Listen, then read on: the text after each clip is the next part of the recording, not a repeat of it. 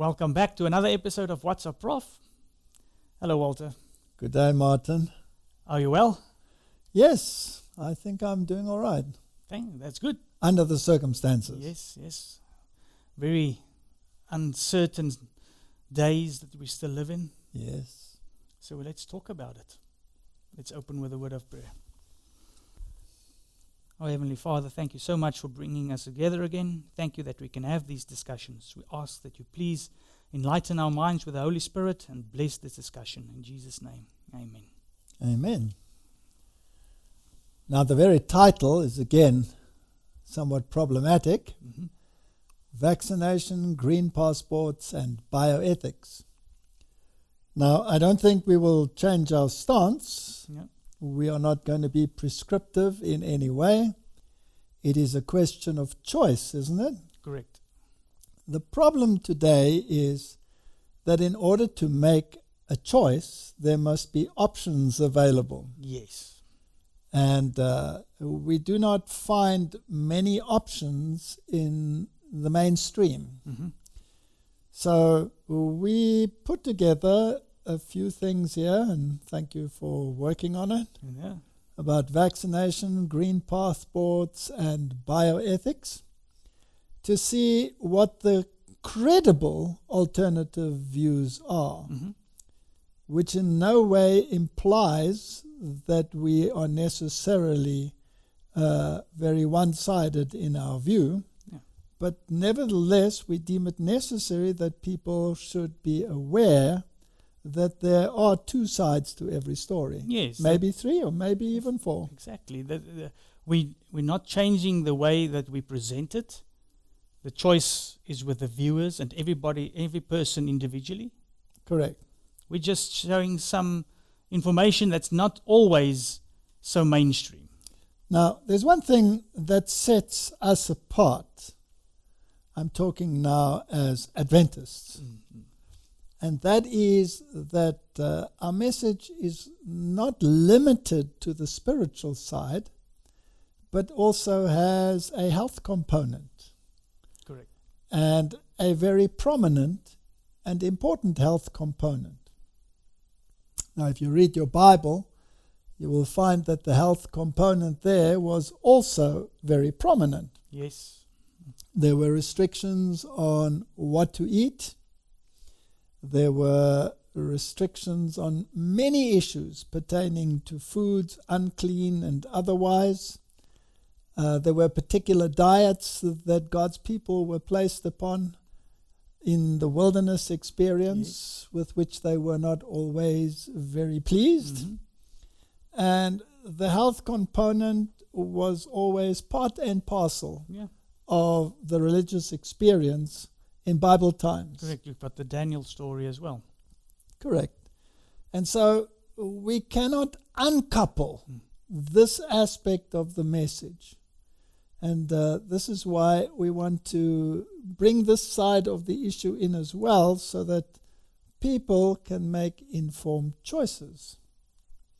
So we'll start with some controversial statements by a very credible source.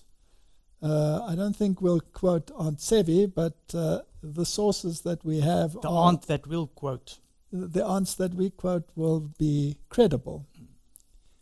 Here is one from the Spirit of Prophecy. The influence you have gained in the medical profession is large and broad. She's speaking to a very prominent doctor in those times. And in some respect, it has been as God would have it.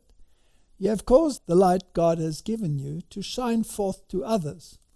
And this light has influenced others to labor in the different lines of the medical work.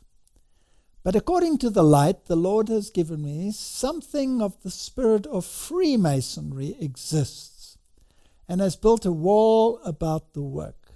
The old regular practice has been exalted as the only true method for the treatment of disease. And to a large degree, this feeling has leavened the physicians connected with you. They have resorted to drugs in cases of fever to break it up, as they have thought. This method has broken up fevers and other diseases, but it has, in some cases, broken up the whole man with it. The Lord has been pleased to present this matter before me in clear lines. Fever cases need not be treated with drugs. The most difficult cases are best and most successfully managed by nature's own resources. This science, fully adopted, will bring the best results if the practitioners will be thorough. The Lord will bless the physician who depends on natural methods, helping every function of the human machinery to act in its own strength, the part the Lord designed it to act in restoring itself to proper action. The medical fraternity, represented to me as Freemasonry, with their long, unintelligible names, which common people cannot understand, would call the Lord's prescription for Hezekiah quackery.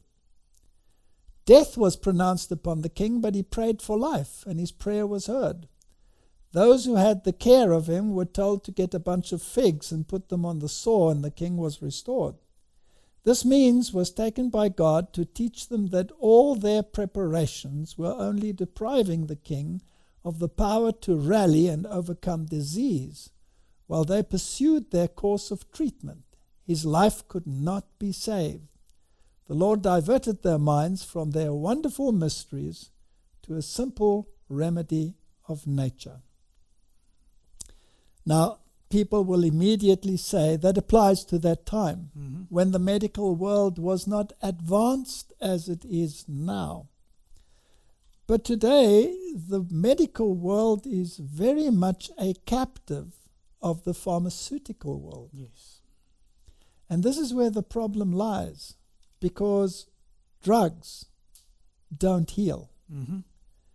They may create a milieu in which healing can take place, but often they have side effects which could be worse than the original disease. And in one of my previous lectures, I showed data that the number 3 cause of death was prescribed medication. Prescribed medicine. Sure. So if you have adverse reactions to medicine, that could be one thing, or incompatibility between various medicines, and even incompatibility with the medicine and the human system. Nowhere does she condemn the medical world, but she has very strong words about those that rely largely on the pharmaceutical side of the medical world. Whereas if you created the natural environment for a body to heal itself, it would be very advantageous. No medicine can heal.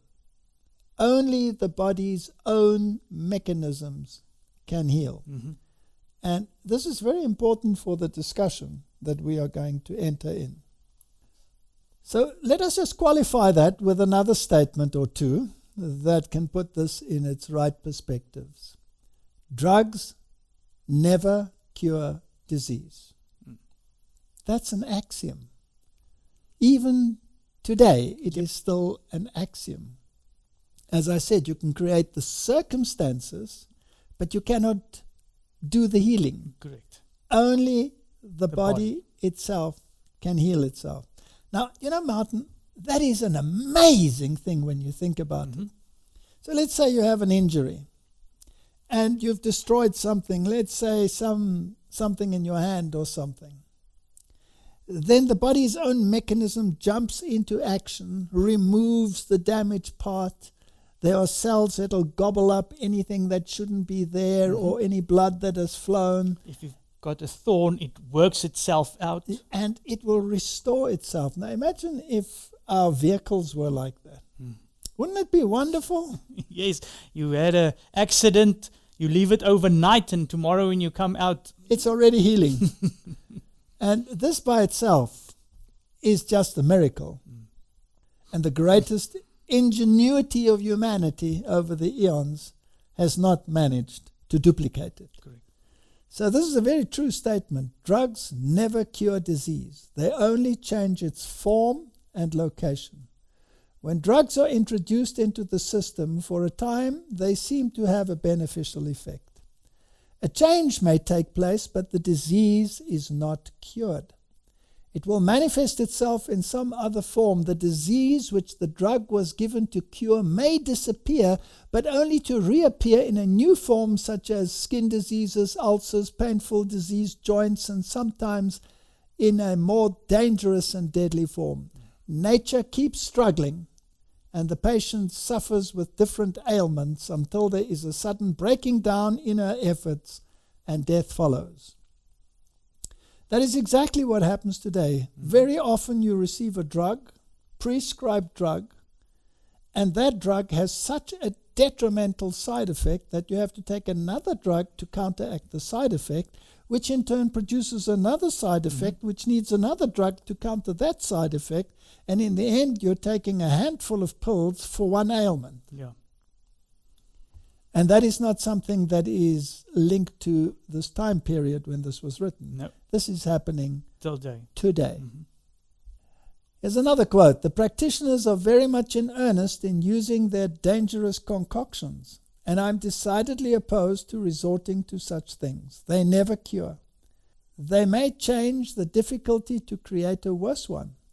Many of those who practice the prescribing of drugs would not take the same or give them to their children.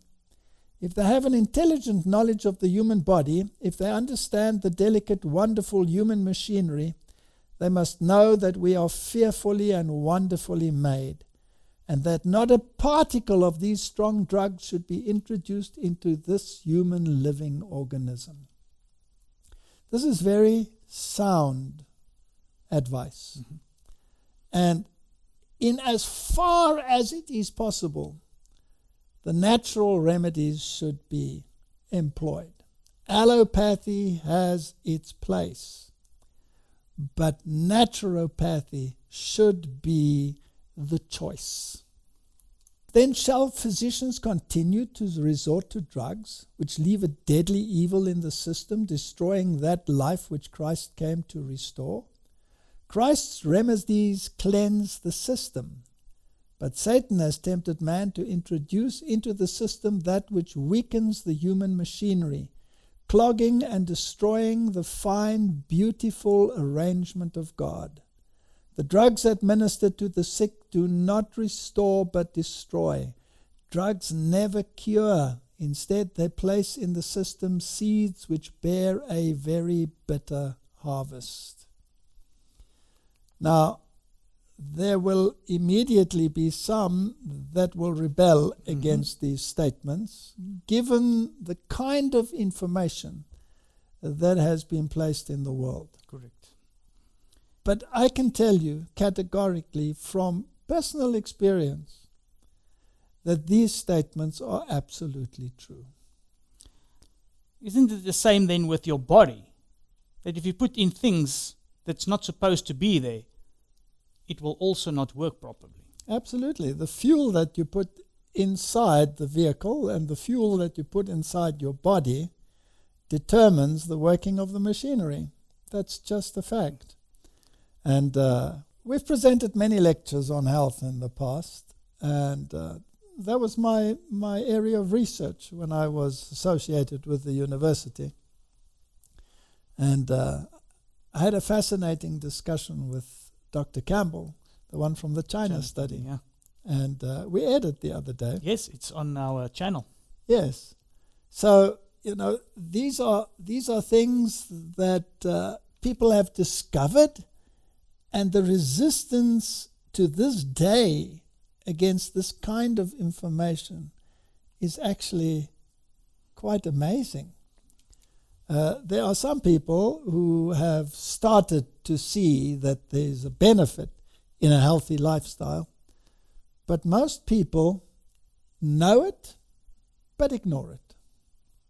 With this background in mind, Martin, we have in the world today a situation which has come about because of the pandemic, where there's a lot of information out there, and people are confused.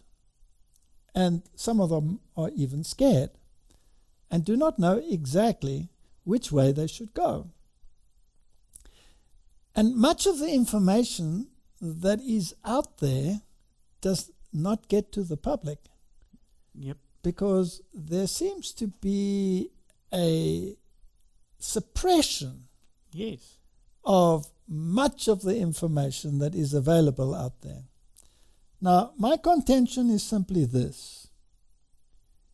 If there is a very important issue where people must make informed choices, then shouldn't all the information be there, out there, available to them? We experienced it firsthand. One of our videos was suppressed on YouTube for a while. Yes, but they put it back. Yes, but you see, most of these type of information out there, Yes. you never get, it's not up and open to the public. Correct. Because with that particular video, we appealed, and people had probably not seen it, but because there were certain key words in it, they removed it. But on appeal, they put it back. Now, there is much information out there, and it seems to me that the media is very selective in what they let through and what they don't let through. So, for the sake of the debate, it is necessary that we look at some of these issues so that we can make informed choices. Now, the information that we will be putting forward is from reliable sources. In other words, it's not from alternative sources, but from prominent individuals and in normal media. Yes. And yet, it is still being withheld from the public. And even if it's not withheld, it's not made prominent in the media. Now, this man, Geert van den Bosch, is a very, very prominent scientist in the field of vaccination. And he was actually instrumental in the development of that which we see in the world today. And he recently raised the alarm and had a few interesting things to say. So let's have a look at what he says, and then we can talk about it. Dear colleagues at the WHO, my name is Geert van den Bosch. My background is veterinary medicine. I'm a certified expert in microbiology and infectious diseases. I have a PhD in virology, and I have a long-standing career in human vaccinology. I'm urging you to immediately open the scientific debate on how human interventions in the COVID-19 pandemic are currently driving viral immune escape. I'm urging you to invite me for a scientific hearing open to the public and to scientists all over the world on this very topic. And that is why I'm saying that these vaccines, I mean, in their own right, are of course excellent, but to use them in the midst of a pandemic and do mass vaccination, because then you provide within a very short period of time the population with high antibody titers, so the virus comes under enormous pressure. I mean, that wouldn't matter if you can eradicate the virus, if you can prevent infection.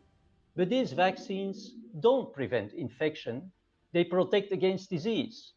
But in the meantime, we are not realizing that we give all the time during this pandemic, by our interventions, the opportunity to escape to the immune system. And that is, of course, a very, very, very dangerous thing, especially if we realize that these guys, they only need 10 hours to replicate.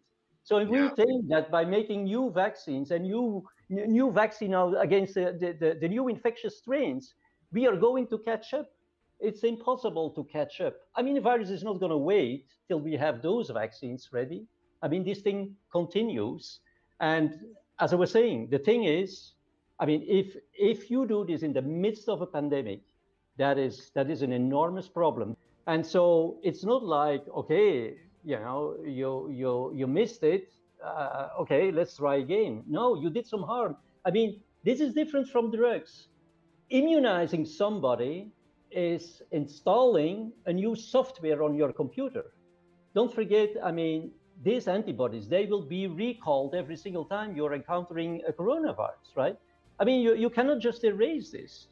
But the problem I'm talking about is a global problem. It's not an individual getting an adverse event. It's a global problem of, making this virus increasingly infectious because we leave it all the time a chance, an opportunity to escape the immune system, and to drive this, to whip this up, up to a level where the virus is so infectious that we can even no longer control it. Because, I mean, these highly infectious strains, some people think, oh, the virus is going to calm down and it will insert a number of mutations, just to be gentle and kind with us. That's not going to happen. We're coming to a point where people are going to have to take these vaccines. That looks as though it's the reality, either in the context of work or in the context of travel. Based on what you're saying, they're in a lose-lose situation. What does this mean? At some point, and I'm sure people can challenge me on this, but reality will prove it. I think we are very close to vaccine resistance right now. And it's not for nothing that already people start developing, new vaccines against the strains, etc. But what I was saying is that, okay, if you miss the shoot, okay, you could say nothing had happened. No, you are at the same time losing the most precious part of your immune system that you could ever imagine of. And that is your innate immune system. Because the innate antibodies, the natural antibodies, the secretory IgMs, will be outcompeted by these antigen-specific antibodies for binding to the virus. And that will be long-lived. That is a long-lived suppression, and you lose every protection against any viral variant or coronavirus variant, etc. So this means that you are left just with no single immune response. With it's none. Your immunity has become nihil. It's all gone. The antibodies don't work anymore, and your innate immunity has been completely bypassed. And this while highly infectious strains are circulating. So I mean, if that isn't clear enough, I really don't get it. So Martin, we're not going to say we agree or we don't agree. No. But let's just summarize what he is saying. He's saying that you have injected a material that creates a very specific, powerful antibody. In actual fact, if I may add, you have actually changed your system into an antigen producer to which you have responded naturally by creating the antibody, a highly specific antibody. And every time that you are infected with the coronavirus, this induced immune response will be activated. What he's basically saying is that, in his opinion, this is such a powerful response that your own natural immunity, which covers any base, has been eliminated, basically put to sleep. Yeah.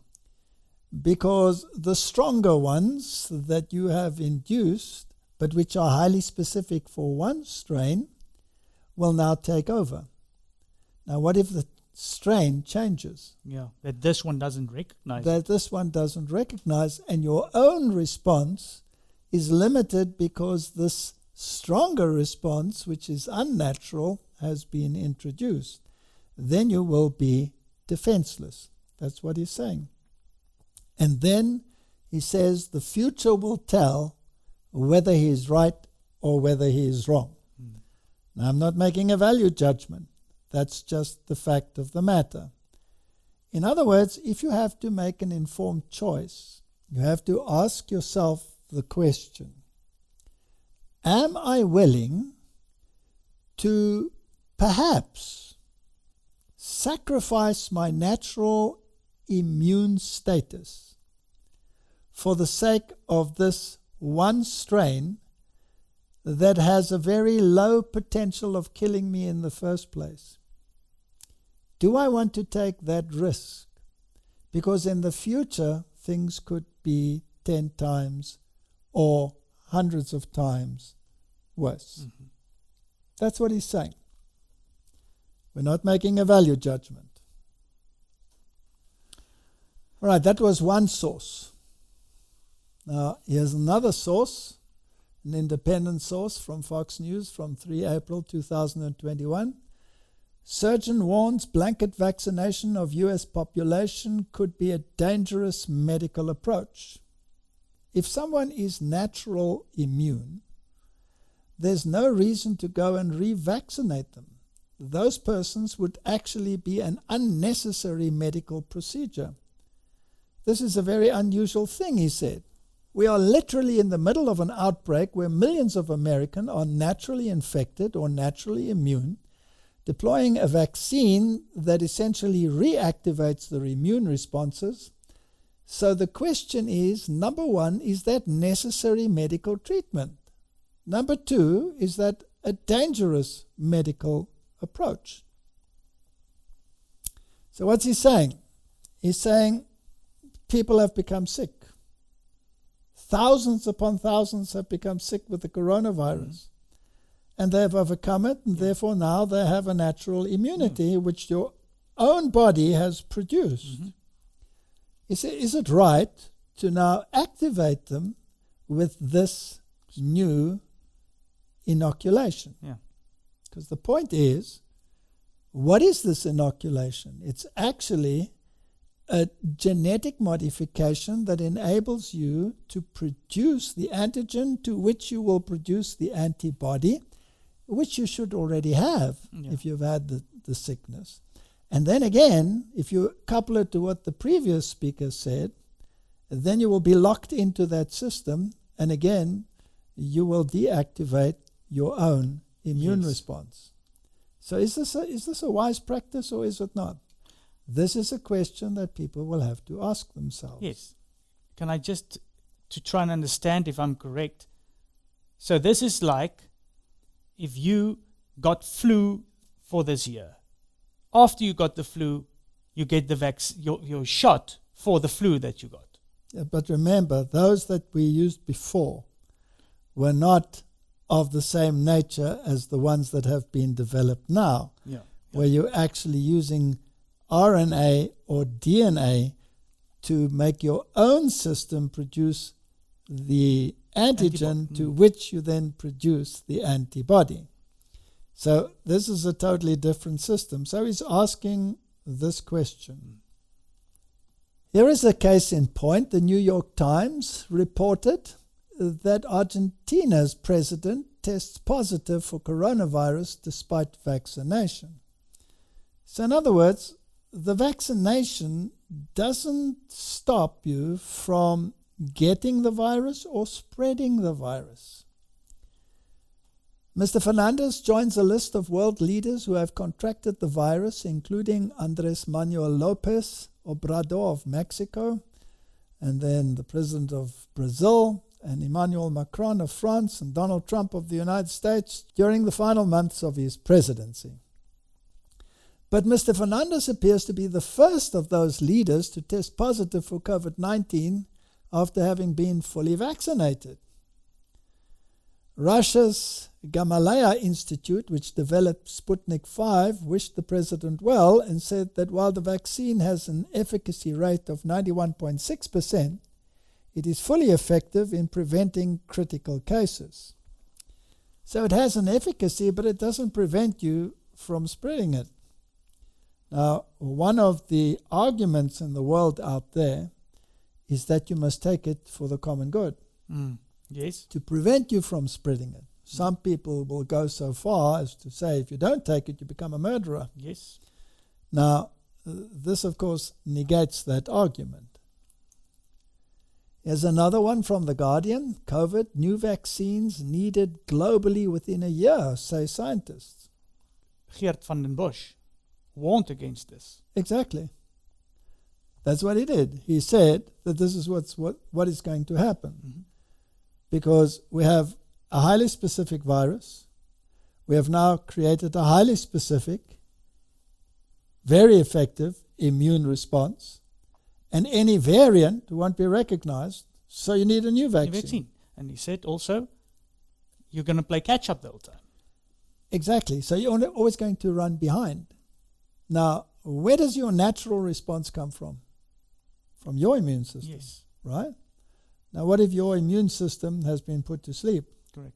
This could be very serious. This is what he's suggesting. We don't have any proof of that, but this is something that you must take into consideration when you consider these things. So the planet could have a year or less before first-generation COVID-19 vaccines are ineffective, and modified formulations are needed, according to a survey of epidemiologists, virologists, and infectious disease specialists. So there are many people saying this. Yes. We're going to run this risk. Question. When you make a choice of this nature, and there is a possibility that you will be deactivating your own immune system, which has kept you alive until now, Yep. then would you want to take that risk? The grim forecast of a year or less comes from 2/3 of respondents, according to the People's Vaccine Alliance, a coalition of organizations including Amnesty International, Oxfam, UNAIDS, who carried out the survey of 77 scientists from 28 countries. Nearly 1/3 of the respondents indicated that the time frame was likely 9 months or less. So they assuming that variants will be around, and now you will be dependent upon the scientific world to pull you through. How many people are on this planet? 7 billion. So will you get your vaccine on time to cope with the new variants? That's the question.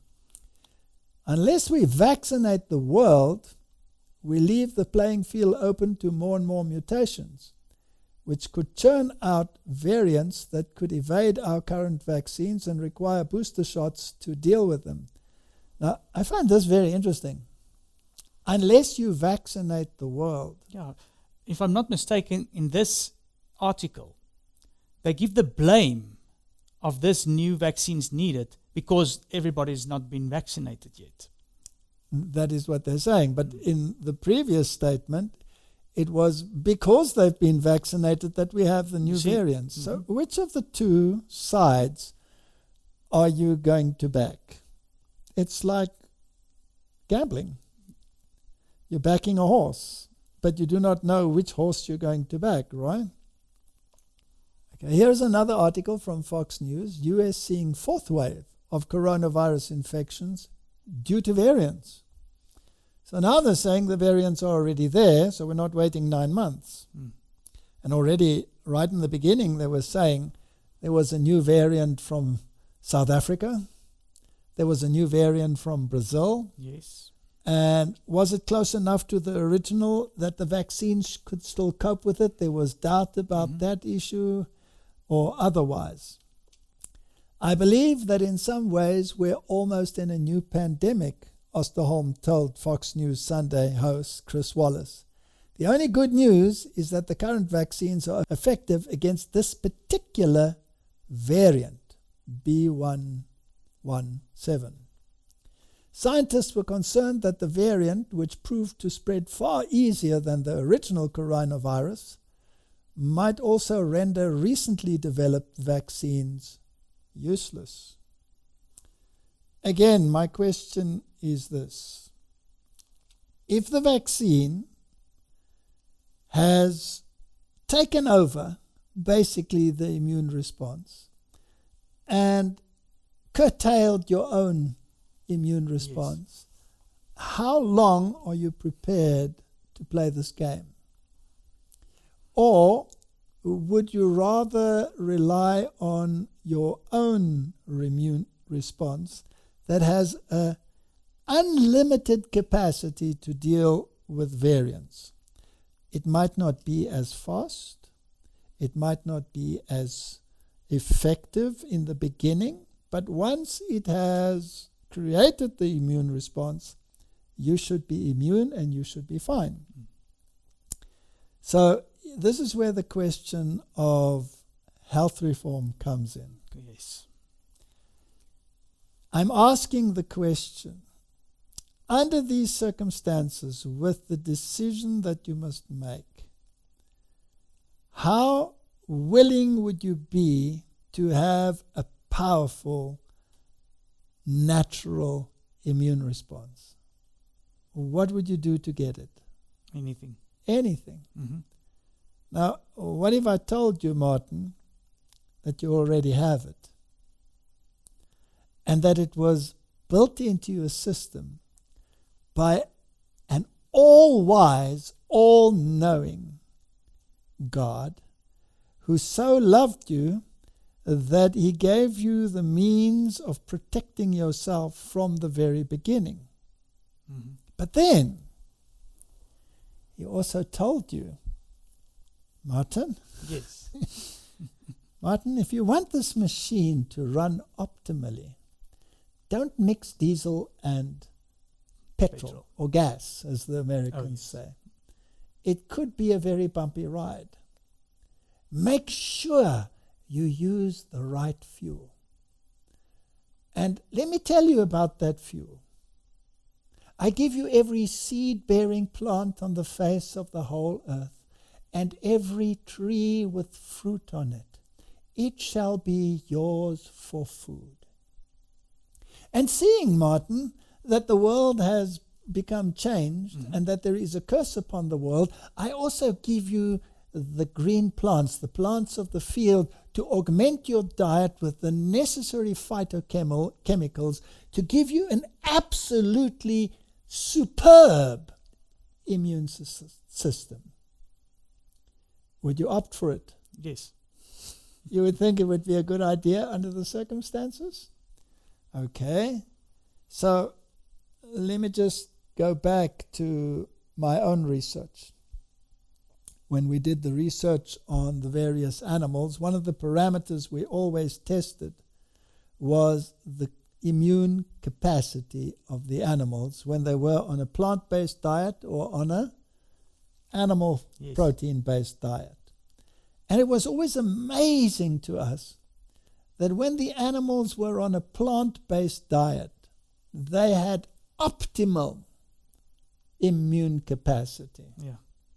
So one of the first defenses, no matter what animal you're talking about or which human you are talking about, is plant-based diet is the way to go. Now, that is what Dr. Campbell found out in his China study. Yes.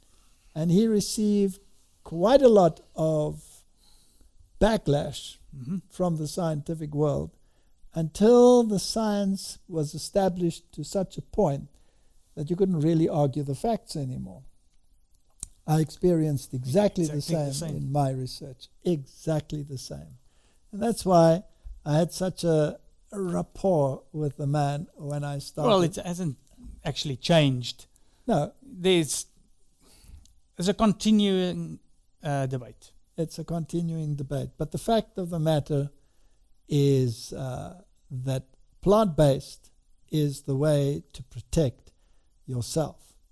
Now, under the situation of disease, to create the natural environment in which to cope with the disease, that's another scenario. There are ways in which to enhance your immune capacity and to allow it to run its course. Because as we read there right in the beginning, fever, when you are sick, is not your enemy. No. Excessive fever becomes the enemies. So you need to learn how to control the situation and understand what the role of fever is, for example. And if you can manage this in a natural way, using simple methods like water, for example, then you can achieve great things. So let me become predictive for a while. And let me put it to you this way. No matter what is coming upon the world, whether it is via what these people are saying or not, there will come a time when you will have to rely on your natural immune system to take care of a problem. And if the problem is extremely acute, you will have to learn to use natural methods to deal with the problem. And it would be wise to start early now. He referred to the variant as a game changer and insisted that the focus needs to be on getting through the next 2 or 3 months. As long as people continue to receive vaccinations and follow basic health guidelines, including hand washing, mask wearing, and social distancing. Now again, when you look at the sanitizing and the mask wearing and the social distancing and all of these, isn't there just as much of a debate concerning the efficacy of these methods? Correct. Absolutely, and each one of them is equally debatable.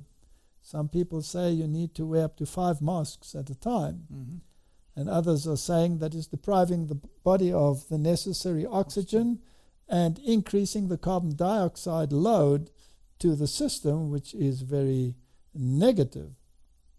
And if you want to develop a strong immune system, well, then you must be exposed to the various parameters. Now, a child, when it is born, basically has no immune response of its own. So it inherits the learnt immune response of the parent, and in that first milk receives a whole host of antibodies to cope with whatever there is in the environment. And then a child will naturally expose itself to environmental issues and put sand and whatever, even gross things in its mouth that'll freak the parent out. But by doing this is introducing elements into the body to which the body reacts. The immune system kicks in. And it kicks in, and the little child will have many, many episodes, but eventually will come out with an immune system that is ready to cope with everything. Keeping a person isolated, some people will now argue, is to actually curtail that capacity to deal with anything new that arrives. And we have some examples in history. For example, some of the islands, like the Hawaiian Islands, when the first settlers came there, they brought with them diseases that they weren't used to. And many of those people died in large numbers because they'd never been exposed to anything like it and could not muster the immune response to deal with it. So we could have a very similar situation. History tends to repeat itself. But we're speculating. We've just heard that there will be new possible epidemics coming, and the politicians have warned about this as well. So let's listen to what Angela Merkel has to say on the issue. Merkel says the coronavirus crisis in Germany has taken a dangerous turn. We basically have a new pandemic. The mutation from Great Britain has taken over, which means we have a new virus. Of course of the same kind, but with very different properties. It is clearly more lethal, more contagious, and contagious for longer. So, Martin, again, the question, if it's a new virus, do you need a new response? You need a new vaccine. It's interesting, just to, if I'm watching this, that Van der Bosch said that there will be these new mutations because of these vaccinations.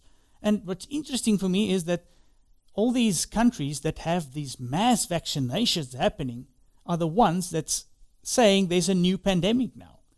Correct. USA, UK, Germany.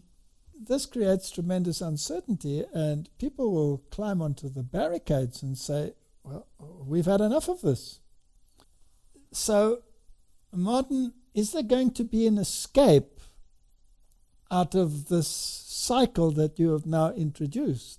You've now entered the cycle where there's a problem which potentially has produced a problem which has to be solved, which produces another problem which has to be solved, and eventually you will have to have more and more draconian rules to deal with it, right? Yeah, these lockdowns that we've been having. And so people are not necessarily complaining about the vaccines, but they are complaining about the other issues like the lockdowns. Yeah. So let's have a look at this issue. 1 year into the COVID-19 pandemic, and tempers across Europe seem to be fraying. Anger at lockdown measures and other restrictions has spilled out onto the streets.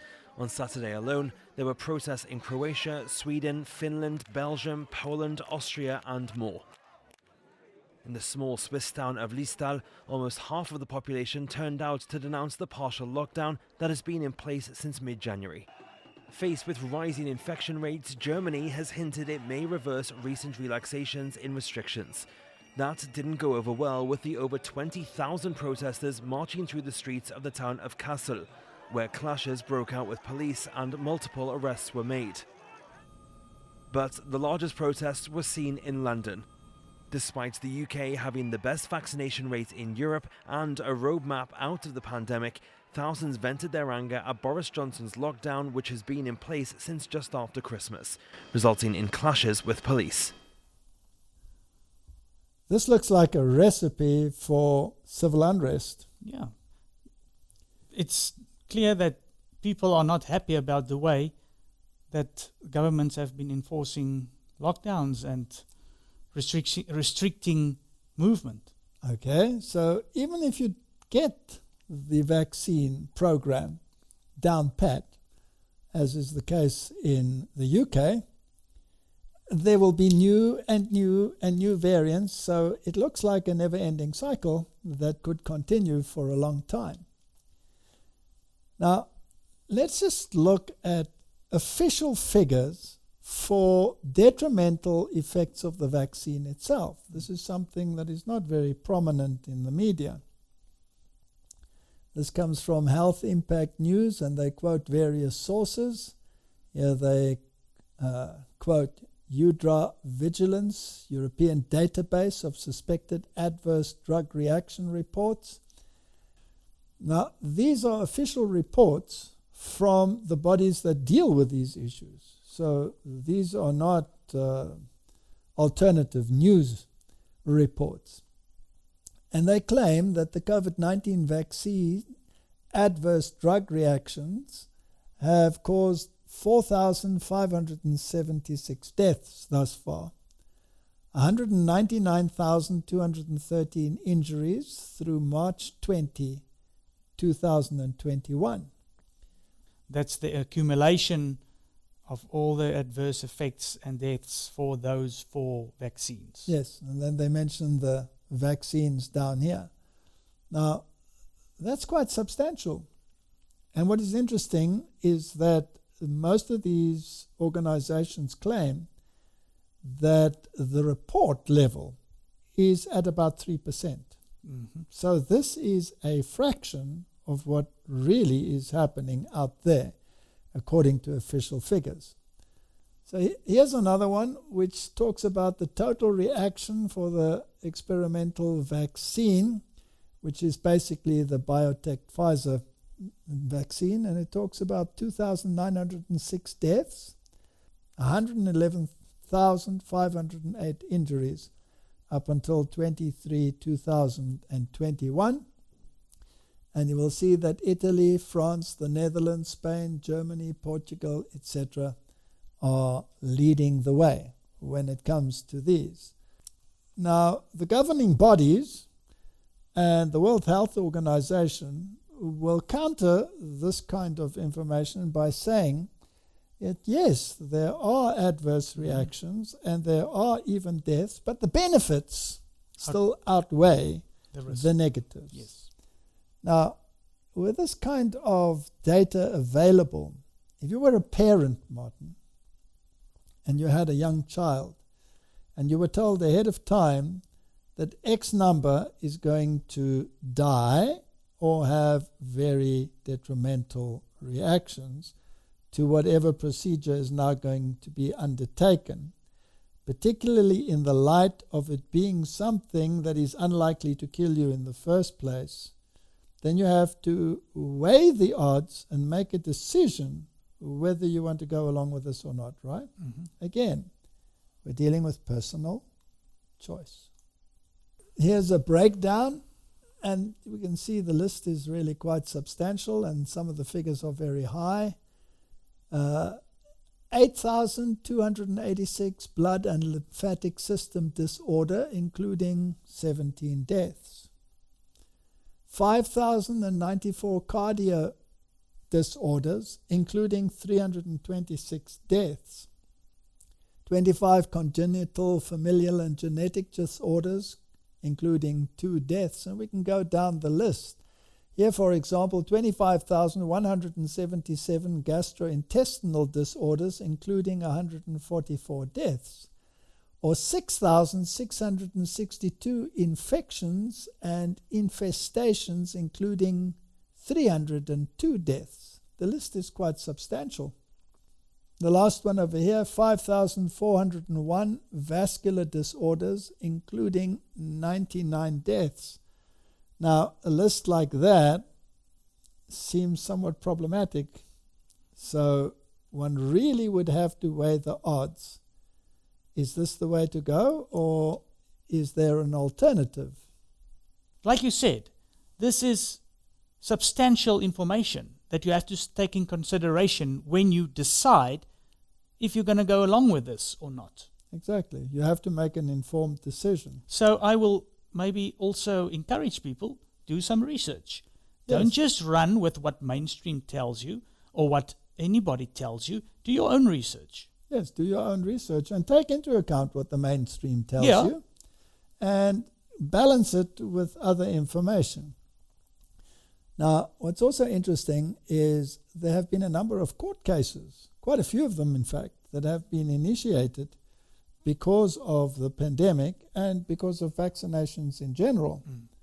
And here, for example, court orders sought to protect public health and health freedom of all Americans, and vaccination causes an 800% increased risk of chronic illness in children. So this is some of the court documentation that has been presented to the courts in order to fight these cases. Yes. What happened also in this court case, with the information that they supplied as supporting documents, they did a survey of 49 states of the United States about people that have never been vaccinated, and they were weighing up how many effects they had through their life according to people that have been vaccinated. Yes. And then you get some staggering results, like, for instance, 1,248% better health for unvaccinated adults. Now, there have been some studies with certain population groups, like the Amish, for example, where they also refuse medication, and their health status compared to people living in the same state. And those have also been very interesting. And this has opened up a whole debate where there are many, many people that are involved. And again, this is not something you will hear generally in the mainstream.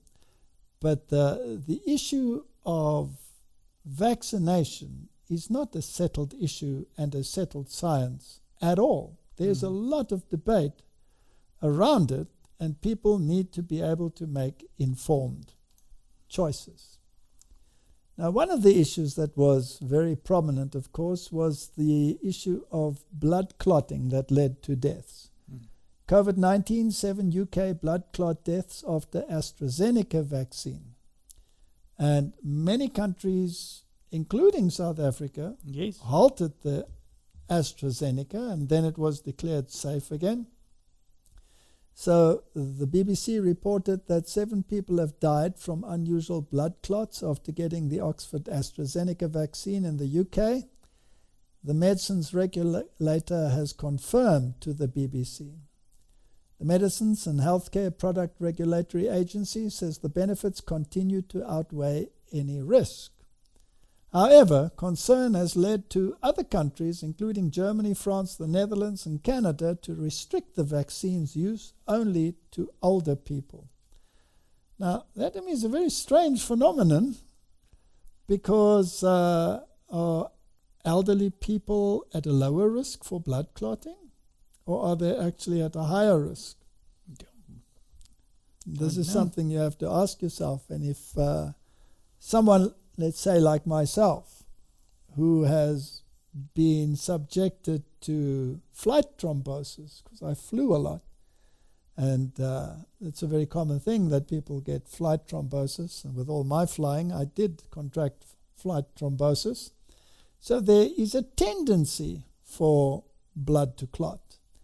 Then I have to weigh very carefully, do I want to put something into my body that will enhance the clotting capacity, or do I counteract it? Now, I counteract this propensity with a very natural diet, which makes sure that the clotting parameters in my blood are kept at a level where they should be.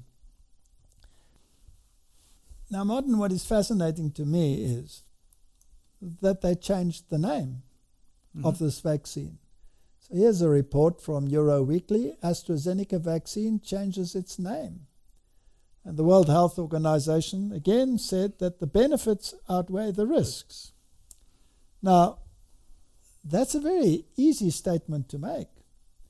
But if I feel, for example, that I would be at risk from blood clotting, then I would certainly try to avoid this particular vaccine. Yes. But now when they changed the name, how are you going to know that you're going to be... Unless you do very thorough research. That's why I always say, Martin, if you want to do shopping in the world today, you better learn how to read. Correct. Right? Because a supermarket shelf used to be something that provided all my wants and my needs. And whatever my eye delighted in, I put into my basket. These days, it takes me a while because I have to first read what it says on that label. Yes, the ingredients. Correct. And by this time, I have more or less sorted that out in my mind, and there are very few shelves on the supermarket, in the supermarket, that I can still use. And every now and then there's a new product, and then I have to put on my reading glasses. Now, very often, the ingredients are written in microdot fashion. So perhaps very soon I will have to take a magnifying glass with me in order to see what's in them. The other problem now is it's medical names most of the times these days. Or has E-numbers. Or E-numbers. So now you have to have a little booklet with you. Yeah. That tells you what the particular E-number is. So if they have to hide it behind the E-number, then it's probably good to avoid it.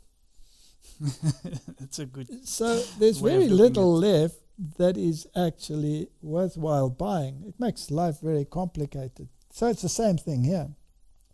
You have to do some very careful research. Remember, we're talking about choices.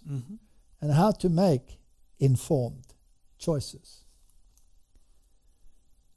Now, what is also interesting, that this webpage reports that in Hanover, many doctors and staff did not come to vaccination. On Saturday, a week ago, 600 doctors and practice staff from the city and region of Hanover were supposed to be vaccinated. However, only 200 people who want to vaccinate appeared at the date. That means that 2/3 of the medical staff didn't pitch up for their vaccination. Were they considering the consequences, or didn't they have time? We don't know. The fact that 2/3 do not come to vaccinate is a frightening number and a frightening signal, said the region's finance department responsible for the vaccination center. So these are issues that you have to take into consideration. In this case, the reason is that they had reservations about the AstraZeneca vaccine. Correct. But when we saw that previous list, we saw that the other vaccines were also very high on the list and very prominent in adverse reactions. Yes. So you can't say one or the other. Now, this one over here is about Donald Trump actually pushing for the vaccines. The 21st March marches that they had around the world against, well, all sorts of the lockdowns and everything that we've seen, where he showed an article where they said that QAnon supporters is organizing those marches. Correct. And they also stated that most of the pro-vaxxers are Democrats and that the anti-vaxxers are Trump followers. Now, it's interesting that Trump himself was a pro-vaxxer. So how all of this fits together is just interesting. This is just for interest's sake. And one thing we did, we took a big bet on this. We started manufacturing the vaccine before we really knew it worked. We saved many, many months and millions of lives by doing that, because you wouldn't have the vaccine right now if we didn't take that chance. We knew what we were doing. We knew that we felt strongly it was going to work. And we took a risk, and the risk was spending billions of dollars to develop it before we knew and before we had the approval that it was going to work. It works incredibly well, 95%, maybe even more than that. It works incredibly well. And it's really saving our country, and it's saving, frankly, the world. So, Mr. President, I know that you received the vaccine. Mrs. Trump also got the vaccine. Would you recommend to our audience that they get the vaccine then? I would recommend it, and I would recommend it to a lot of people that don't want to get it, and a lot of those people voted for me, frankly. But, you know, again, we have our freedoms, and we have to live by that, and I agree with that also. But it's a great vaccine, it's a safe vaccine, and it's something that works. And we've been working round the clock, and what I got the FDA to do, this would have happened. This would have happened in many, many years from now if I didn't get involved, and if we didn't get involved. So the landscape has changed a little bit since then, and the debate has opened up. But the fact of the matter is that the Donald Trump era was one that was very pro-vaccine. It's interesting that he mentioned that they took a risk. They actually took a gamble on it. They didn't know if it's going to work. Correct. All right, so we've looked at some of the statistics, and we've asked ourselves, why are some of these statistics not readily available or prominent in the mainstream media so that people can make an informed choice? Now, at the risk of being called a conspiracy theorist again, which is nothing unusual, is there an agenda other than the vaccination? And one of the issues that is now becoming very prominent is the one of the Green Pass. Mm-hmm. Now, Donald Trump made it quite clear that, as far as he was concerned, choice was something that is inherent and should be part and parcel of humanity. It's part of your human right to make a choice. And I agree with that. But it seems now that they want to make it mandatory. But the government doesn't really want to push this angle, so they are wanting the rest of the world, the private sector, to push the issue as well. So here you have the economic world and the government working in unity to achieve something. So this one is a bit tongue-in-cheek. How you think mandatory vaccination will work. They will force you to line up under military guide, and then you will get vaccinated whether you like it or not. But how it will actually work, some people say, is you won't be able to buy or sell. Card declined. In other words, you will need a green pass. Mm-hmm. So, Martin, if the science is not absolutely settled, if there is a vast debate out there, should we not? And if people had a free choice to choose or not to choose, then why are we seeing this push towards a green pass? And let's just look how far this has gone. What's also, comes to mind, you remember Van der Bosch, the first thing he asked the World Health Organizations and the people is for a debate, an open debate on scientific, let's talk about this. But there's no debate. No. There's only a one-sided agenda. And once again, this is what we've been doing since the beginning. We try to put in perspective where all of this is heading. This is what we're talking about. So we're not actually taking a side for or against. We're saying open the debate. We agree with that. People need to be informed. You cannot make a choice if there's no choice to be made. And we don't say the vaccine is good or bad or anything. But is there a plan? Is there an agenda behind it? Yes. Yes. So here we have a video on RT. Let's just look at that. Assuming you want to enter, you have to have what is called a green passport. It's issued after persons received 2 vaccinations 21 days apart. And in a month's time, just opposite the hotel, you won't be able to enter shops like this. You won't be able to enter supermarkets, gyms, shopping centers, synagogues. In fact, you won't be able to go just about anywhere in Israel unless you have a green passport. It comes as the government steps up efforts to vaccinate the population. It's being met with mixed reaction on the street. Jerusalem plans to ban unvaccinated people from certain jobs and has warned that anyone found forging vaccine certificates will be jailed. A black market for counterfeit certificates is thriving on Telegram, where already 100,000 users have joined groups that promote forgeries. Vaccine hesitancy and skepticism have become a growing concern in recent weeks as Israel's world-leading inoculation program slows down. Just under 2 million Israelis have not received either of the 2 shots, and many say they don't plan to. It's forcing the government to come up with new incentives to encourage people to receive shots.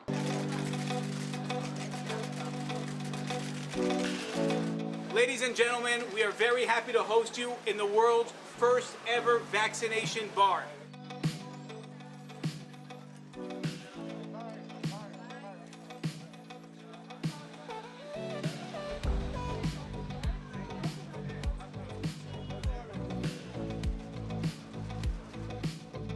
I think it's a good idea, yeah. I think there are a lot of people that are just lazy.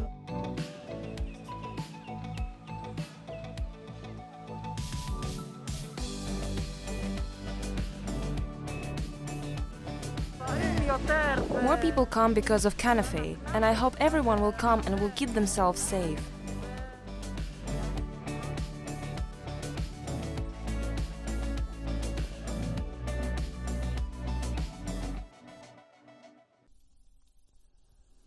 All right, so they've given the people some incentives to become vaccinated and then to be able to get a green pass. Mm-hmm. Now, as we've heard, you'll probably have to be vaccinated again and again and again. So, very interesting. All right, let's look at another angle. It's called the Green Passport. We're not told to wear it, but what they have done is they have essentially overnight created a second-class citizenry, a true medical apartheid that is disallowing healthy, law-abiding, tax-paying citizens from entering their places of culture if they do not participate in this experiment. It's that simple. We've been told there are people who have been kicked out of their choirs, out of their pools, out of their gyms. I don't know who's going to hear the message we're saying. I don't know what is going to become of it. You really have a people that have been so debilitated that, how many people the government says take this injection, so fine, it doesn't feel right, but okay, I'll go and do it. Because let me just get out of this already. All right, so these are some of the incentives to make you get a green pass. In other words, a mechanism has been put in place whereby you can buy or sell. Mm-hmm. Is it based on absolute efficacy of the vaccine? No. No. Mm-mm. Because with any change, you will have to do it again, okay? New vaccine. But a mechanism has been put in place. Correct. Okay. Now, what about the other countries? This is an important question, right? Yeah. Is it going to be just Israel? Here's life site, wristbands and dining cards. New army policies exclude, isolate, unvaccinated. So you have the same system in the US Army. Mm-hmm. You're going to have a kind of green pass. Saudi Arabia launches health passport for COVID-19 vaccine recipients. So here again, you need a health passport. You need to prove that you were part of the program. Otherwise, you cannot partake in travel or other activities, right? Correct. You can't go to the gym. Can't do anything. Nothing. All right, here you have Ireland and Tanesti, who is the second in command in Ireland, says additional freedoms will be granted to people once they have been fully vaccinated. And then Leo Varadkar has confirmed the government is developing a digital green certificate vaccine pass for people to prove they have been fully inoculated. So there is an agenda. You have to now prove that you were inoculated. Mm-hmm. And as we have heard, some people say if you do not become inoculated, then you are basically an enemy. You are even a murderer because you might infect other people. Yes. But as we've seen, the vaccine doesn't protect you at all from transmitting the virus, so that argument is nonsensical. And if you have been vaccinated, you can still get it as well. Exactly. So. Here's the Business Insider. New York launched COVID-19 digital vaccination passport that will let people go to concerts, sports games, etc. And sooner or later, will you be able to go to the store to buy food? Well, no. Here's the BBC News, COVID passports. What are different countries planning? EU leaders have backed introduction of a digital green certificate, but some countries inside and outside the EU have already announced plans for vaccine passports. So this is coming to your part of the world, like it or not. Mm-hmm. It is a means of controlling buying and selling. Yes. This does not mean that it is the mark of the beast. No. Some people say that even we have said that this is the mark of the beast. No. The mark of the beast is a very specific something. Yes. And it has to do with the beast, which is by definition Roman Catholicism and its acclaimed mark of authority. Correct. But what we have here is a method of controlling buying and selling. That's all. Mm-hmm. Let's continue. Germany. So the NRW doubles down on shopping restrictions after a court ruling. Now this is very interesting, Martin, because here was a court ruling and the government ignored it. They're totally the opposite. Let's read it. Germany's western state of North Rhine-Westphalia has extended coronavirus restrictions on shops after a court ruled the existing measures on retail businesses were unfair. So the court ruled that they weren't allowed to restrict, and they've doubled down. The court's decision on Monday meant that mandatory visitor appointments and limitations of customers per square meters in stores would be dropped with immediate effect. In response, the state has stretched the customer booking requirements and limitations to include shops that were initially exempt. So they not only ignored it, they broadened it. Yeah, made it more stringent. So this begs the question, is there another agenda? And who's the authority now? You've got courts saying one thing and the government just, we don't care what the court says. Now, Martin, just for the sake of completeness, there are some people that say there is a hidden agenda and there is a conspiratorial angle to this. And this is an interesting video clip that deals with this number 33, which is, of course, a very prominent number in Freemasonry. And they're dealing with the logo of the United Nations and certain information that has come out. For the sake of a complete debate on this issue, let's be brave or daring and show this as well. We had some link to Freemasonry and the medical fraternity in our initial statements. Correct. So it's interesting, when we look at the United Nations flag, we can see that they have the globe divided into 33 different sections.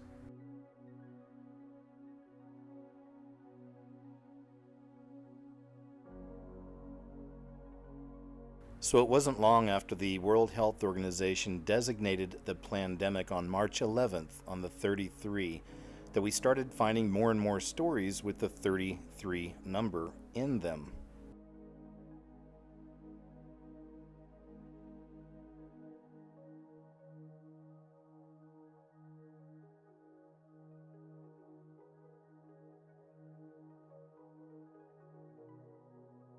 Today, and I say as of today at this hour, we have 33 confirmed positive tests. That brings, those are 11 new cases, 22 goes to 33.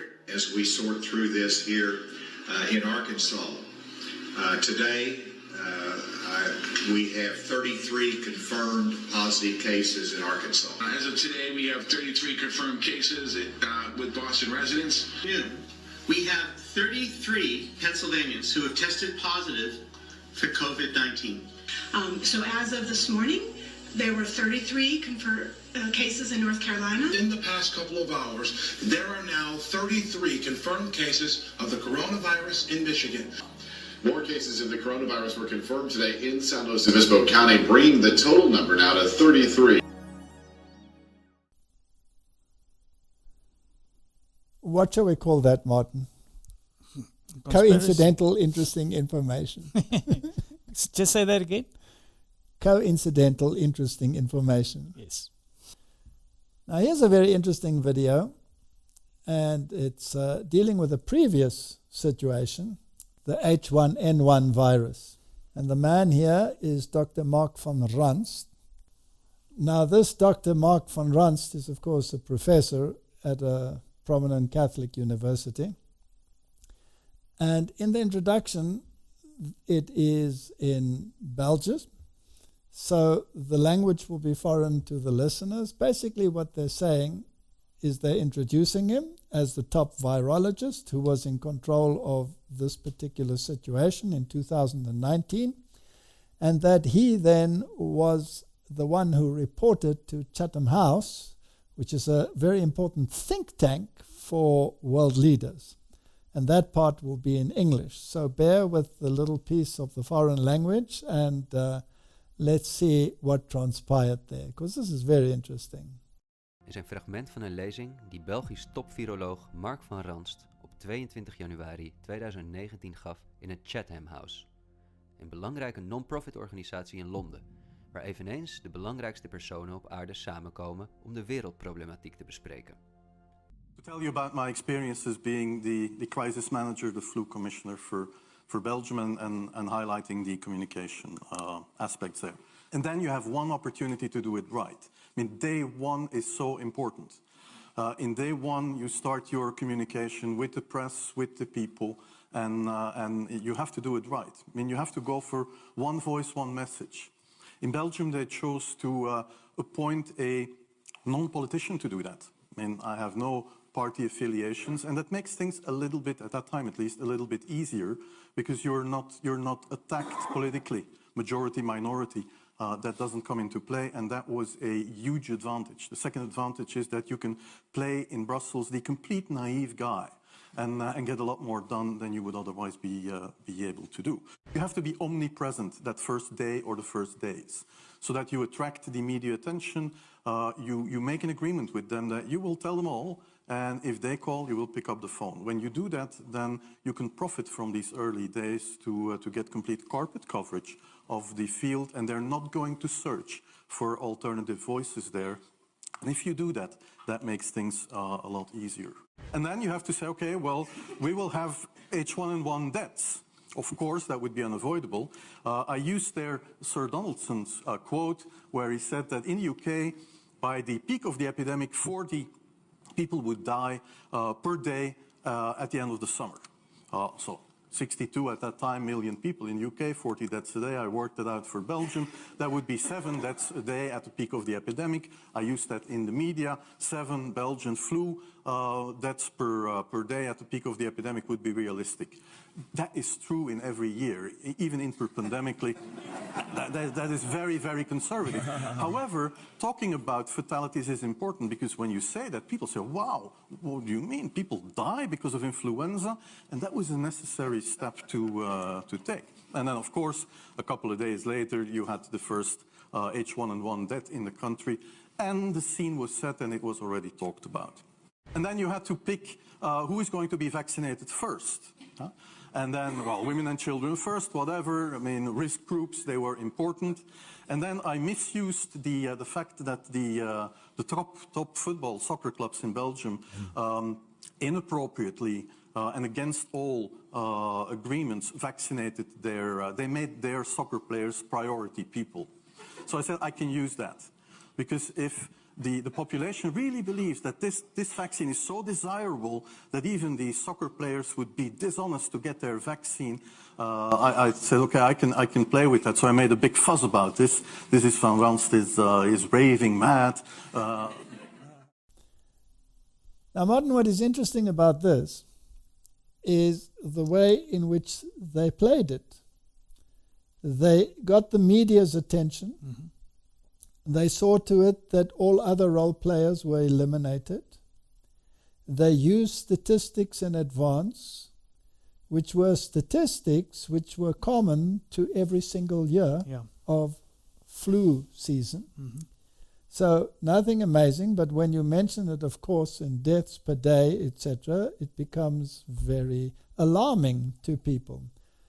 Exactly the same thing happened with the COVID. Yes. Because the death rate was not higher than in a normal flu season. Mm-hmm. And what is also very interesting is how they used prominent people or sports bodies or favorite teams to make the point that vaccination is extremely desirable. And I can see very great parallels between what happened there and what is happening today. Mm-hmm. So this should make people think, right? Correct. So, Martin, let's fast forward to the COVID epidemic and see how they use celebrities to do exactly the same thing. If you want to get back to your favorite places and feel confident they have put your health and safety first, look for the Well Health Safety Seal. Look for the Well Health Safety Seal. Look for the Well Health Safety Seal. You'll see it at schools, offices, banks, childcare centers, all the places we go. The Well Health Safety Seal means that we'll feel better going into restaurants, theaters, stores, hotels, stadiums, and all the places that we love.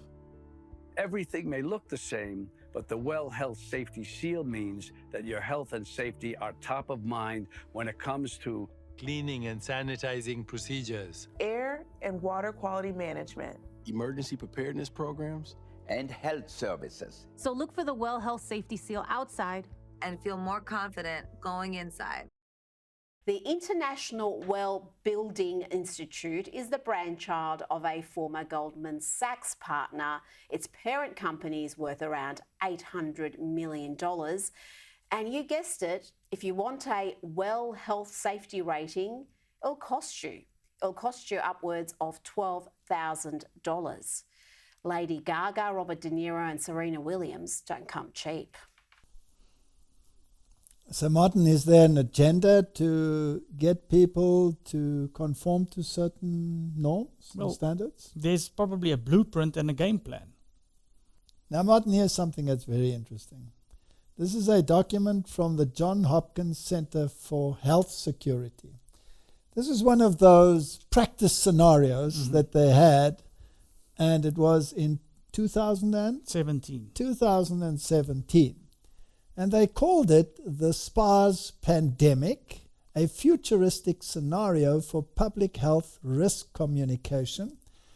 And in this practice run, they predicted that this would happen between 2025 and 2028.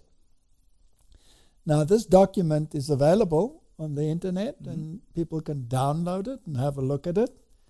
And what is so fascinating is that the playbook, if I can say it like that, is precisely what is happening in the world today. Yes. Even some of the Twitter messages that was portrayed that will go out in that scenario, even the language and the Twitter hashtags are the same that actually went out. So it looks like a blueprint, right? Yeah.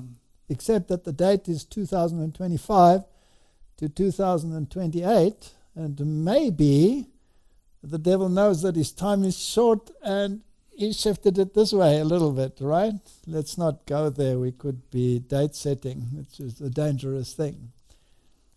Another thing that is also interesting if you read through that report is that the way that in that scenario, how they deal with people that are against what they're saying in the mainstream media.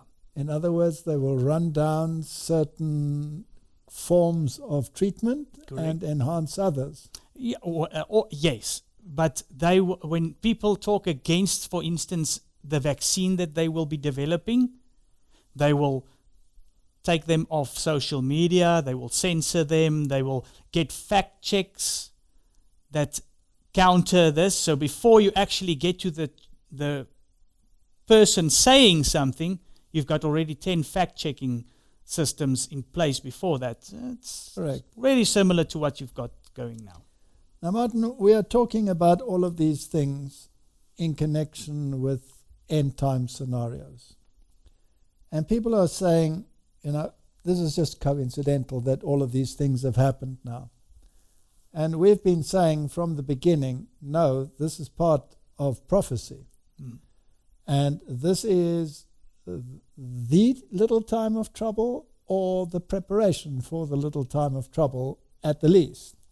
Because we can see certain things being put in place. The buying and selling issue being very prominent at the moment. So when we look at all of these things and we're putting it into the prophetic picture, then the story becomes far more interesting. And we should be far more alert because we're supposed to be watchmen on the walls of Zion. Now, obviously, when you implement something like this, and there is an agenda, let's assume that there is an agenda, then there will be collateral damage and there will be fallout. We've seen riots, we've seen all of these things, and we see that people are actually at risk, and some people will die as a consequence. Now, surely there's a certain ethical side to this. And it is amazing to me how the opinion of the world in terms of ethics has changed. Yeah. I mean, when I was young, would they have done the things that are now part and parcel of society? Would they have been as readily accepted 20, 30 years ago as they are accepted now? For example, just take the abortion debate, which is a major. And when is a child a living human being, and when is he just an entity to be dispensed with? Yeah. That is an ethical debate. So obviously, in this scenario, there will also be an ethical debate. And I think this is a very important debate, and how these people think is really phenomenal. And if you are of the older generation and you haven't been desensitized, then your ears should prick up. Of course, if you have been desensitized, you might think nothing of it, right? So let's just have a look at the ethical debate. This is the Corbett report, which was a very important report, and it was very shocking. I mentioned it in one of my previous talks, or in our previous talk. Let's just look at it.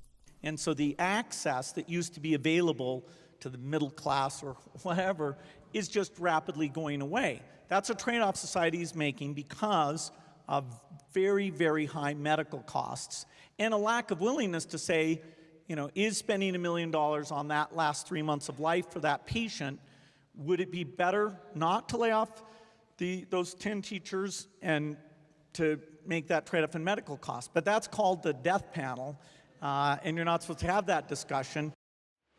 On November 10th, 2020, Joe Biden announced the members of a coronavirus task force that would advise his transition team on setting COVID-19 related policies for the Biden administration. That task force included Dr. Ezekiel Emanuel, a bioethicist and senior fellow at the Center for American Progress. He has argued that the Hippocratic Oath is obsolete and that it leads to doctors believing that they should do everything they can for their patients rather than letting them die to focus on higher priorities. He has argued that people should choose to die at the age of 75 to spare society the burden of looking after them in old age. So there are two kinds of rationing, you might say. One is absolute scarcity leading to rationing, and that's when we simply don't have enough of something and you have to choose between people. We do that with organs for transplantation. We don't have enough. Some people will get it, other people won't, and tragically, people will die. Similarly, if we ever have a flu pandemic, not if, but when we have a flu pandemic, we're not going to have enough vaccine, we're not going to have enough respirators, we're not going to have enough hospital beds. We're just going to have to choose between people. In a 1968 article in defense of killing babies with Down syndrome or other kinds of idiots, Fletcher wrote, "The sanctity, what makes it precious, is not in life itself, intrinsically. It is only extrinsic and bonum per accident, ex casu, according to the situation. Compared to some things, the taking of life is a small evil, and compared to some things, the loss of life is a small evil. Death is not always an enemy. It can sometimes be a friend and servant." In Practical Ethics, for example, intended as a text for an introductory ethics course, Singer dispenses with arguments about severe handicaps and birth defects, and talks more broadly about whether it is fundamentally immoral to kill a newborn baby, noting that a newborn baby is not an autonomous being, capable of making choices, and so to kill a newborn baby cannot violate the principle of respect for autonomy. After conceding that it would, of course, be difficult to say at what age children begin to see themselves as distinct entities existing over time, noting that even when we talk with 2- or 3-year-old children, it is usually very difficult to elicit any coherent conception of death, we could provide an ample safety margin for such concerns by deciding that a full legal right to life comes into force not at birth, but only a short time after birth, perhaps a month. Take Alberto Giubilini and Francesca Minerva, 2 bioethicists working in Australia who published a paper titled After Birth Abortion, Why Should the Baby Live? In the Journal of Medical Ethics in 2012. In that paper, they explicitly defend the practice of infanticide on moral grounds, claiming that the moral status of an infant is equivalent to that of a fetus, and thus The same reasons which justify abortion should also justify the killing of the potential person when it is at the stage of a newborn. Lest they be mistaken for forwarding the same old argument on killing severely handicapped newborn babies that bioethicists have been making for decades, the two are careful to add that their proposal includes cases where the newborn has the potential to have an at least acceptable life, but the well-being of the family is at risk. It's important to recognise that mandatory vaccination would not be anything new. There are many mandatory policies, other coercive policies. Taxes are a form of coercion. Seatbelts were originally voluntary and they were made mandatory because they both reduce the risk of death to the wearer by 50% and also to other occupants in the car. But importantly, some people do die of seatbelt injuries, but the benefits vastly outweigh the risks. Some countries in the world already have mandatory vaccination policies. In Australia, the no jab, no pay policy involves withholding childcare benefits if the child isn't vaccinated. In Italy, there are fines, and in the US, children can't attend school unless they're vaccinated. All of these policies have increased vaccination rates and have been implementable. Some form of vaccination passport is almost inevitable. With travel, it's virtually a given.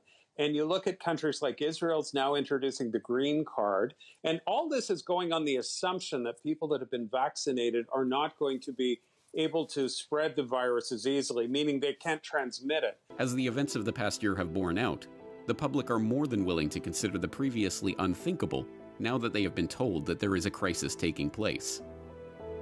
Forced vaccination, immunity passports, the erection of a biosecurity state. For the first time, the eugenics-infused philosophers of bioethics are on the verge of gaining real power, and the public is still largely unaware of the discussions that these academics have been engaged in for decades. At the very least, Bill Gates can relax now. We can finally have the discussion on death panels.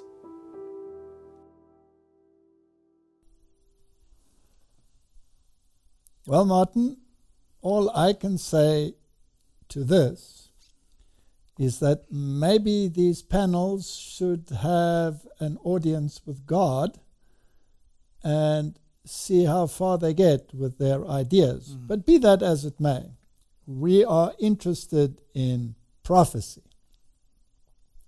So some people just won't have the right to live. Now, I don't know whether you know or whether the audience knows, and doesn't really bother me, but I am 72 years old, so I only have 3 years left to make a decision whether I want to survive after that time. But be that as it may, prophecy tells us one very important thing. It tells us, leading up to the mark of the beast, you will not be able to buy or sell. Correct? Correct. And that is there apparently to coerce you to comply to whatever add-on they want to put onto the green pass. Yes. If the green pass should be a stepping stone to bringing about the situation that you cannot buy or sell, right? All right? If that doesn't convince you, is it possible that you could be declared a danger to society? Yes. And that according to this ethical standard, this new norm, which seems to be part and parcel of government thinking, as we have seen, that a death penalty could be initiated? Do you think so? Yes. So do you think it's possible for people and governments with this kind of information to institute death penalties for non-compliance? Yeah, because you're a danger to society. I see. Let's leave it at that. So you're a danger for the well-being of others. Okay. Let's just make it quite plain again. We're not choosing sides in any way. We're looking behind the scenes to see if there is a progressive move in the direction that prophecy foretold.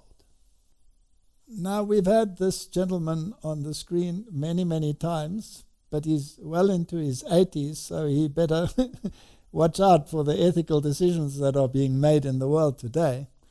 Anyway, it talks about corporatocracy. Great Reset will wipe out the middle class and medium-sized enterprises, says the Deutsche Wirtschaftsnachrichten. And it says the Great Reset is so-called corporatocracy project in which power and government will come from the corporations. Increase in prosperity for the few, economic equality under reduced conditions, including universal basic income for the rest. Anyone who sees the Great Reset initiative of the World Economic Forum only as the creation of a new economic model in accordance with the guidelines of stakeholder capitalism is mistaken. The initiative aims to change our thinking, our way of life, our eating habits, and our interaction with each other sustainably. So here you have a whole package deal. You either think this way or you are a virus. Yes. This is the kind of thinking that we find in Thomas Aquinas, the darling of Roman Catholicism and its thinking, where a cancer in society needs to be excised as a necessity. And with this kind of thinking, we are certainly on the road towards that. We're heading somewhere. So how far are we down the road with this? Let's just have a look at this clip from Sky News. Well, just following on what I was saying about Daniel Andrews, it was 25 years ago that the then president of the Czech Republic, Václav Havel, spoke at our National Press Club 25 years ago. He talked about a crisis of authority from the perspective of Czechoslovakia, of one who'd suffered totalitarianism. Now think of it. As Kevin Andrews said, from the Prime Minister down, quote, the daily media conferences of the Victorian Premier, the possessor of all detail, the bearer of all knowledge, continually blaming the citizenry for the failures of his administration. Well, we ought not to imagine that this isn't leading us somewhere. But of course, to suggest it might be is to be accused of dealing with conspiracies. But from coronavirus, we have seen the growth of state power. And even though in the world there are 104,000 patients with coronavirus who are critical, that represents 0.0013% of the population. Yet leaders are hanging on to this power. No doubt they view individual freedom as an optional extra, not an inalienable right, and want their new powers to become a normal part of governing, unquote. Much of the quote-unquote expert advice relied upon has been exposed as politically biased, not scientifically based. Well, back to my point. What is the agenda here? Do we just assume that the liberties and freedoms and economic advantages that we've taken for granted for so long are safe and secure? The World Economic Forum, remember it. They say that after COVID, climate action must be top of the agenda. And the forum's founder and executive chairman is a professor, Klaus Schwab, an 82-year-old German economist who is co-author of a book called The Great Reset. 3 big words. To quote, make society fairer, smarter and greener, and to get humanity off the road to climate catastrophe. This fellow Schwab has said, quote, the changes we've already seen in response to COVID-19 prove that a reset of our economic and social foundations is possible. Well, it goes without saying that Trump was a major obstacle to all of this, hence the emphasis on a decarbonised economy and talk that, quote, companies should serve all stakeholders, not just shareholders. Is this a threat or is it not? I think we're kidding ourselves if we don't take this seriously. It's interesting that he says Trump was a major obstacle to them. But it's interesting in the video clip that we saw that Trump was instrumental to get the vaccine rolled out when they had to take a risk in knowing if it's going to be effective. Correct. So, some prominent people in the past have said that nothing in politics happens by chance. And we've always been of that position that we are watchmen. So basically this man is saying what we are saying on a slightly different level, but nevertheless, this is what people are observing. Now, Martin, we are coming from a totally different angle. We are looking at prophecy. We are not taking sides, we are playing observer. We're saying this over and over again, but I think it's important that people understand where we come from. Now, here is an article from CNW, and it says, stay home on weekends. Jamaica Prime Minister imposes lockdowns for the next 3 weeks. To curb the spike in cases, Jamaicans will have to stay at home for the next 3 weekends. The lockdowns would begin from midday on Saturday to Monday at 5 a.m. during the Easter holidays. The lockdown will commence on Good Friday, April the 2nd, to about 5 a.m. on April the 6th. It's interesting to me that it wasn't only in Jamaica, but Germany did exactly the same thing. Yes. And other countries were still under lockdown and either came out or are still not out. Correct. So we're having this scenario all the time.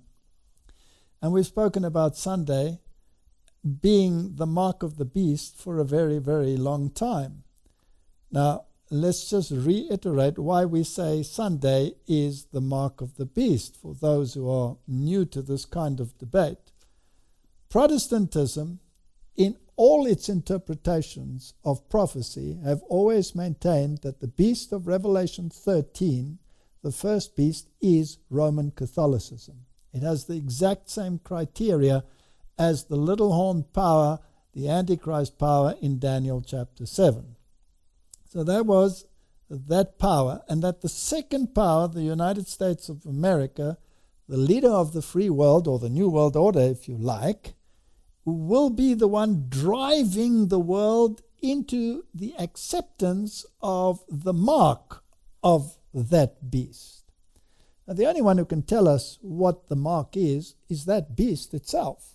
And that beast has consistently maintained throughout history that the mark of its ecclesiastical power is that it transferred the solemnity of the seventh-day Sabbath, Saturday, to Sunday. And therefore it is above the Bible, and it is a higher authority than God himself in his word. That's basically it. So it is a choice between whose authority do you accept in the world. Yes. Correct?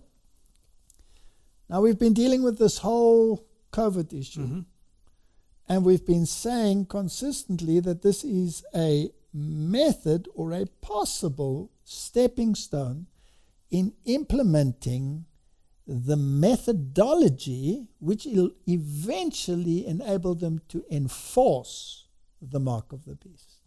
Correct. What's interesting for me in this article is, if you go to the Great Controversy, it tells you that the Roman Catholic Church made up miracles, false miracles, to show the sacredness of keeping Sunday holy. And then they put in laws that prohibited you to do any work from the Saturday at 3 o'clock or so till the Monday. Now we've got the same type of lockdowns. It's instilling the thoughts in the people's minds that that period is okay to not do anything and it's for the common good. That's very interesting. So they will use this to further their ends. And basically, again, it's an issue of authority. This could then be a direct affront to God in terms of his authority. We've seen all the little erosions of God's authority in the legislations that have come up until now. But the final straw will be to totally negate God's authority. Another example is here in India, extends Sunday lockdown to 4 more districts. So again, Sunday is being pushed. And the same time periods, from Saturday till Monday. Humanity is being led in this direction. Now, to end this discussion, because we could go on forever, I think we should look at this issue from the angle of prophecy and the final message of warning to humanity.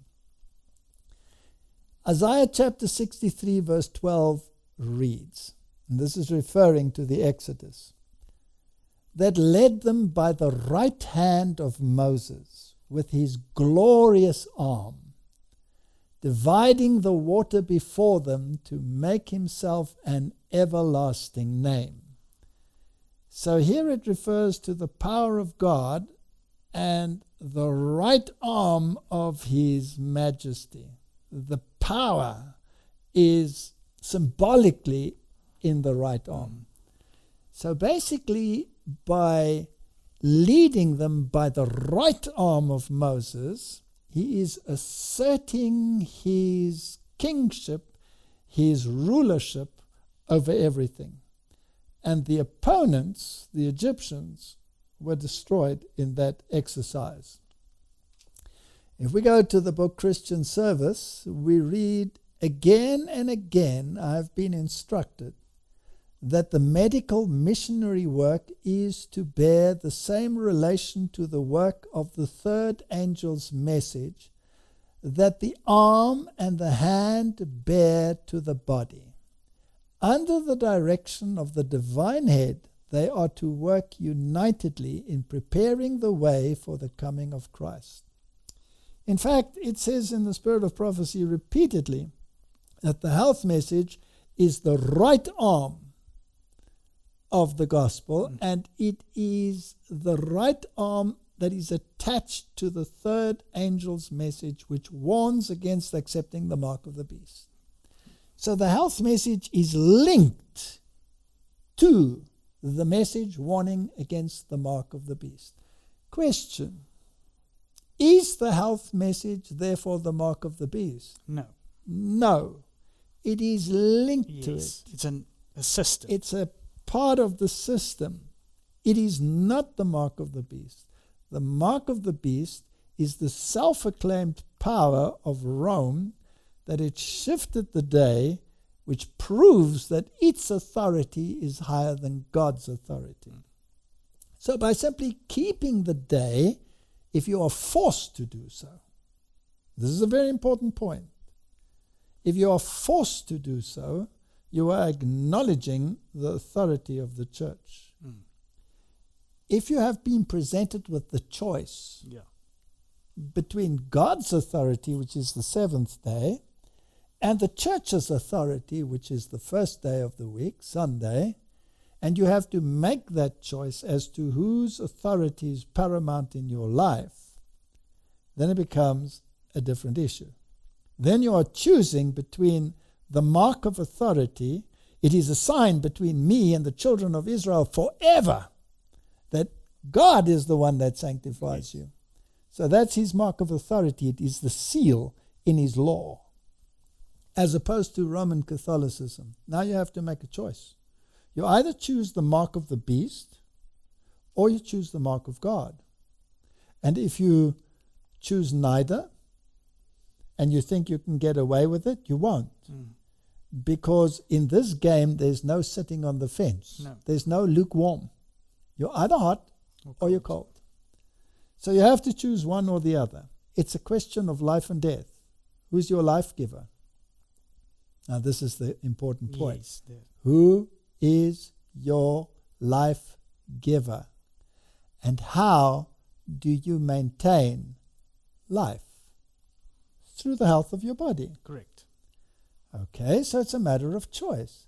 So the right arm of the body of truth is to be constantly active, constantly at work, and God will strengthen it. But it is not to be made the body. At the same time, the body is not to say to the arm, I have no need of thee. The body has need of the arm in order to do active, aggressive work. Both have their appointed work, and each will suffer great loss if worked independently of the other. So the medical missionary work is the arm. Yes. And it is associated with the final warning to the world. Let's just think about that for a second, Martin. The final warning to the world has a health component.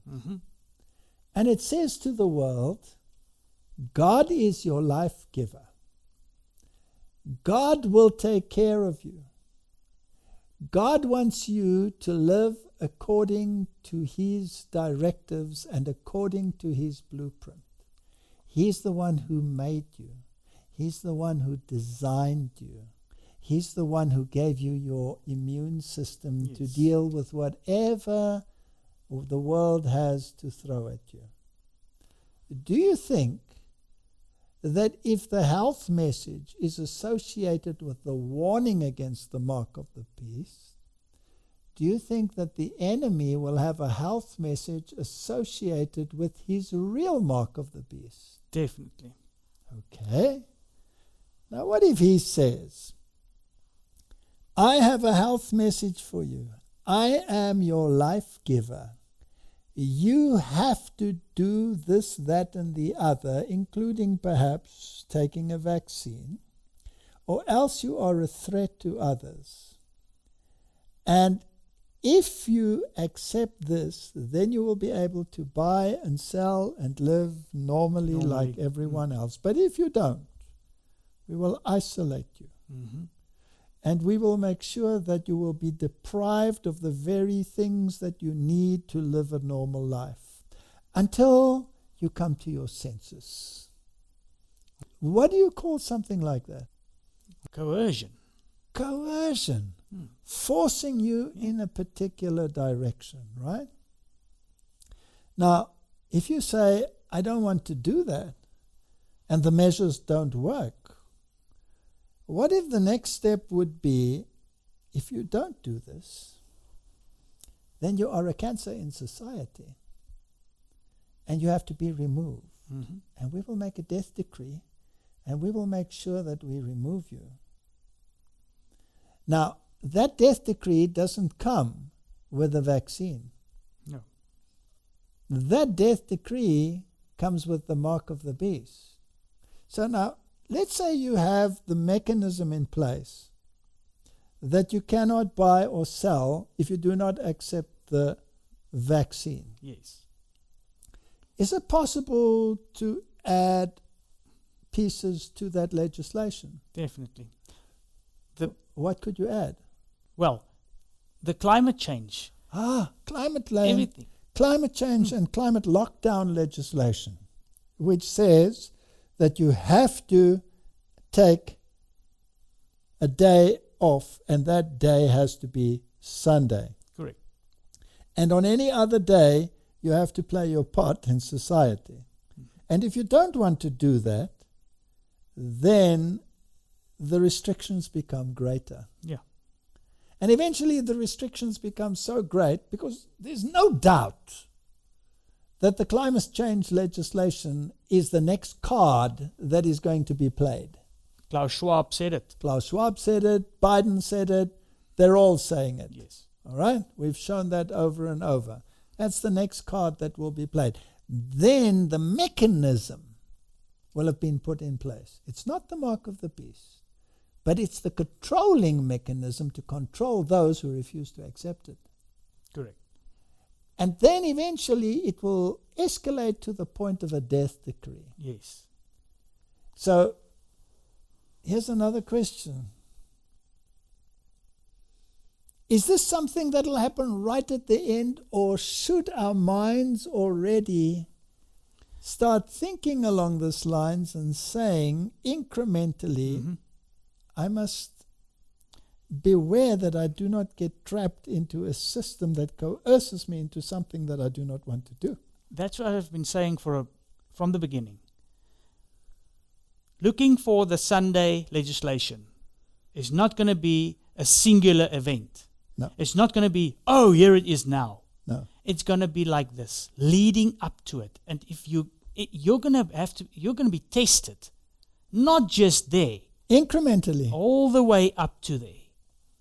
And if you don't learn to, at some point or other, say, but this goes against my moral conviction, but for the sake of, I will go along with it. Like that lady said. Then eventually you will also be able to say, well, it doesn't really matter, Exactly. It's been decreed this way, let's just go along with the flow. Yeah, that lady said, although we don't feel like it, let's just get it over already. Let's just do it and get back to normal.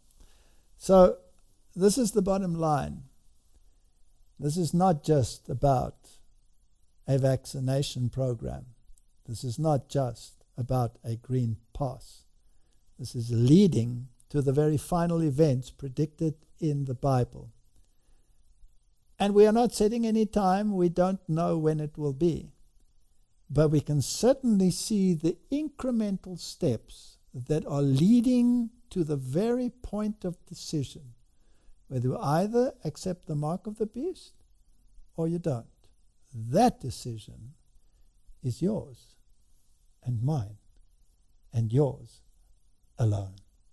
Nobody has the right to coerce you.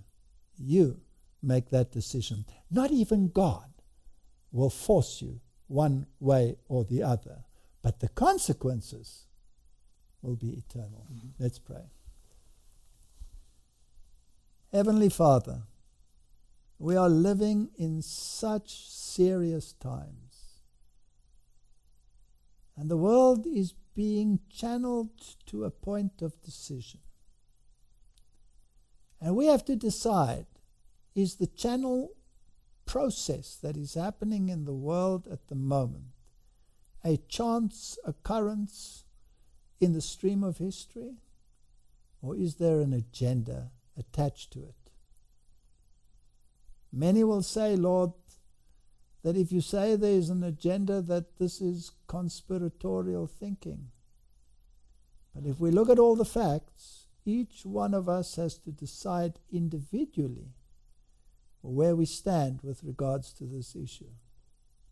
May your Holy Spirit work with us and with humanity so that choices can be made which lead to eternal life, is my prayer in Jesus' name. Amen.